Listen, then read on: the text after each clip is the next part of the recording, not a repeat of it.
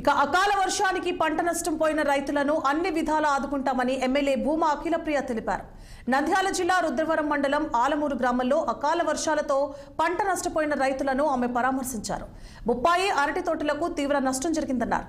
బొప్పాయికి ఎకరాకు 35,000, అరటికి 25,000 చొప్పున పరిహారం అందించనున్నట్లు తెలిపారు. ఇక పంట నష్టపరిహారం మరింత పెంచేందుకు కలెక్టరేట్లతో మాట్లాడతారని అఖిలప్రియ తెలిపారు. గత వైసీపీ ప్రభుత్వంలో రైతులను పట్టించుకునే నాథుడే లేడని, టీడీపీ ప్రభుత్వంలోనే నష్టపోయిన రైతులందరికీ త్వరగా పరిహారం అందుతుందన్నారు.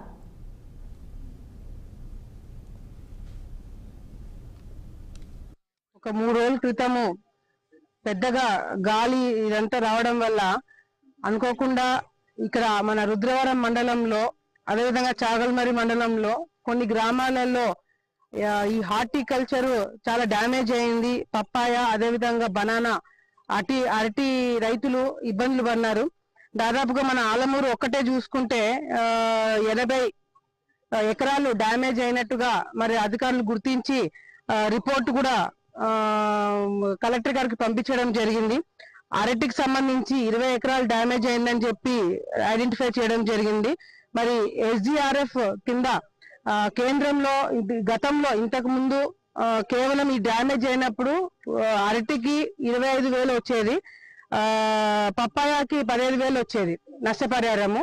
కానీ ఇప్పుడు చూసుకుంటే ఆ అమౌంట్ కూడా పెంచి ఇప్పుడు దాదాపుగా అరటికి వచ్చేసి 35,000 రూపాయలు కాంపెన్సేషన్, అదేవిధంగా పప్పాయాకు వచ్చేసి గతంలో 15,000 ఉంటే ఇప్పుడు 25,000 కాంపెన్సేషన్ ఇవ్వాలని చెప్పి కూడా కేంద్ర ప్రభుత్వం డిసైడ్ చేయడం జరిగింది.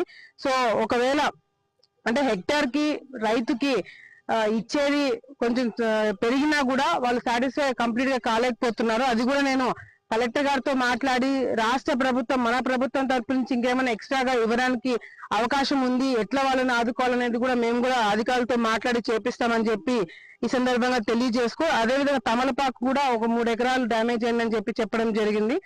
మన రుద్రవరం మండలంలో ఆలమూరు గ్రామంలో చాలా వరకు డ్యామేజ్ కనిపిస్తుంది.